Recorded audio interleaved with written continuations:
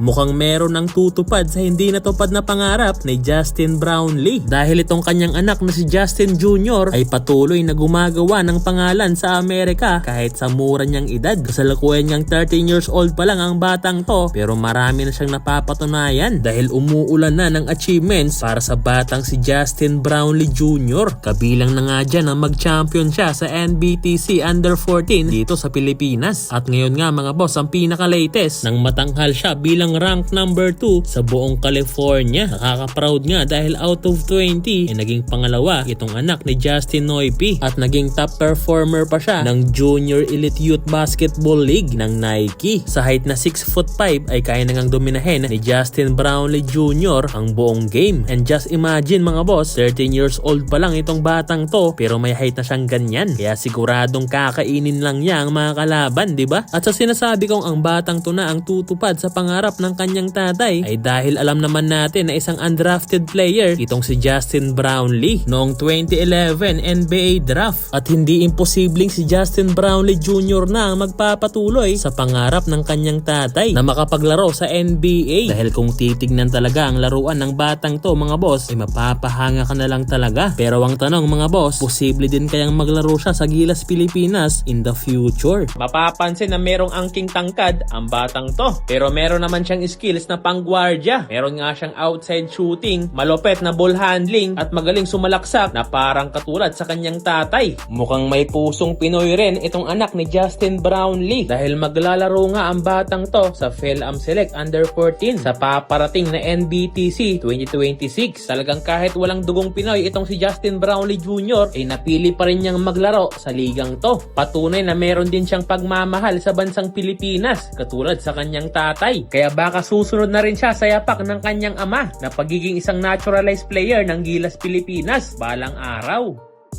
Nakakabilib itong anak ni Justin Brownlee dahil nakuha na nga nito ang champion sa NBTC Under 14 tournament. At sa buong liga na to, walang kahirap-hirap na nakuha ni Justin Brownlee Jr. ang kampyonato. Dahil sa buong journey niya sa NBTC ay dinumi na lang niya ang mga batang kasing edad niya dito sa Pilipinas. Sa height niyang 6'5" ay basic na basic lang para sa kanyang pagdadakdakan ang mas maliit niyang mga kalaban. Kaya masasabi kong meron na talagang susunod kay Justin Noipy. Samantala, punta naman tayo dito kay Chog Moral dahil ngayon lang nangyari to ang maging mag-teammate si Chog, Kian Baclaan at CJ Delfino sa isang exhibition game sa Cagayan at pumakitang gilas nga ang mga point guard sa new era ng Philippine basketball, lalong-lalo na itong si Chog Moral dahil gumawa pa siya ng isang buzzer beater shot para maipanalo ang laban. Grabe, nagkagulo ang buong crowd matapos gawin to ni Chog Moral.